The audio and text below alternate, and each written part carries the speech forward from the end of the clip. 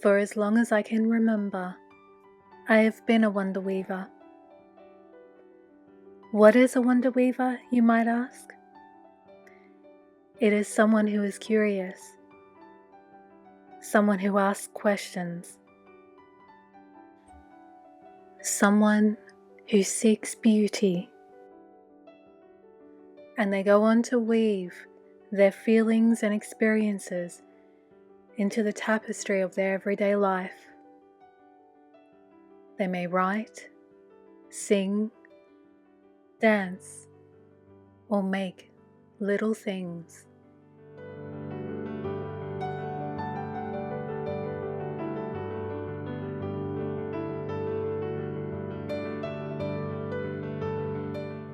Here on my channel, I often share how I make things from simple and common craft and household materials. And when doing so, I often follow my intuition. This is not a simple task in our digital age. We are constantly bombarded with distractions, other opinions, and perspectives. I feel most connected to my inner wise one while in nature.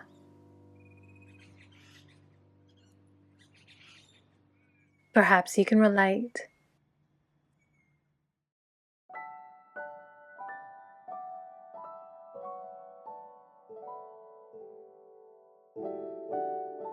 An art practice is much like a story. It has a beginning, middle, and end. And often what I share here on my channel is the middle and end stages.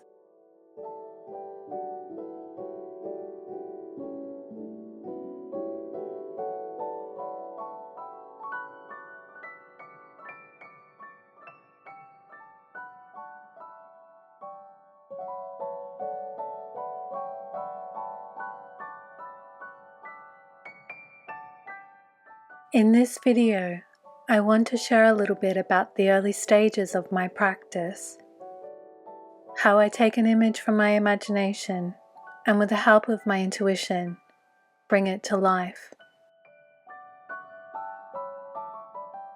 And by doing so, I hope to inspire you to follow your intuition.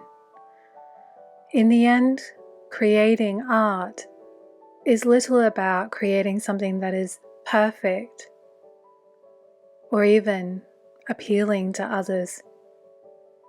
It is about finding your voice and sharing the way that you see and are in this world. For me, the process usually begins when a word and/or image enters my imagination. This can happen while reading a book, walking in nature, or just daydreaming.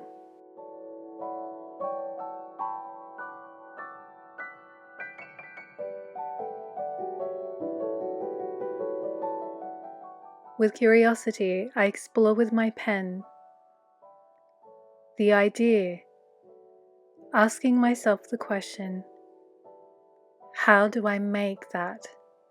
How do I bring that to life?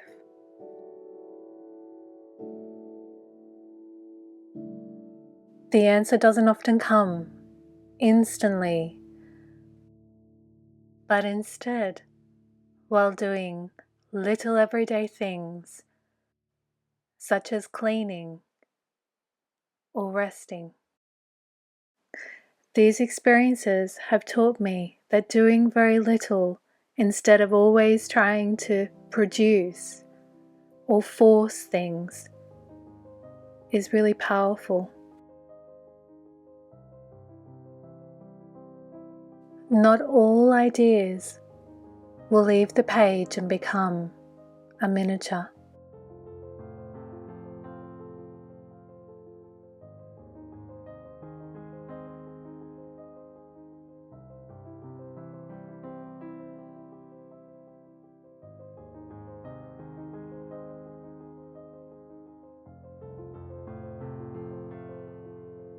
If you've been following me for a little while, you will know that I love making figures and dolls.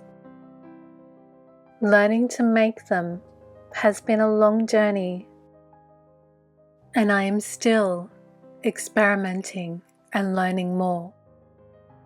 Over the years, I've made dolls from a range of materials. I confess to you that some of my earliest dolls were rather odd looking, but each one was special, for they taught me something important about the process.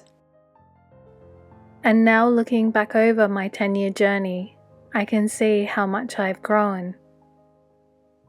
When I first started, I didn't believe I could even do this.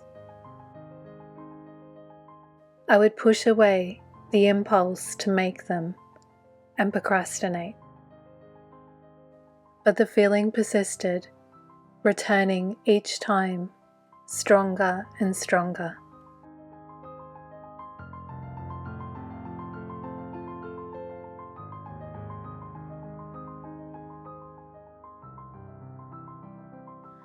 When making dolls and figurines, I sketch them first and then develop a pattern, usually on graph paper. Once I've worked out their dimensions, I go about making them. Even though I may have a plan, I have learnt to be flexible. For each doll or character is unique. They have their own personality, and that means sometimes I may need to add things or take something away.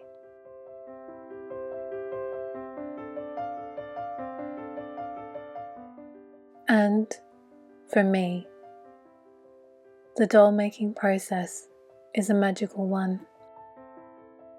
Often there is a moment, usually after I've added the eyes, when I find myself holding the figure or the doll. I look down and I see or feel as if the doll is looking back at me.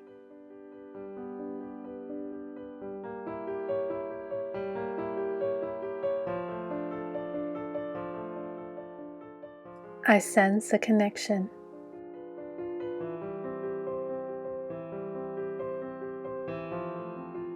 So why am I telling you all of this? I think if you're watching this video, you are also a wonder weaver, although you may have another name for it. And you may already know that a wonder weaver's path is much like a labyrinth. Sometimes you will feel like you don't know where you're going, and what you're working on is a waste of time. But I urge you, keep going and trust. By surrendering to your path, you will not only discover your gifts, but you may also inspire others.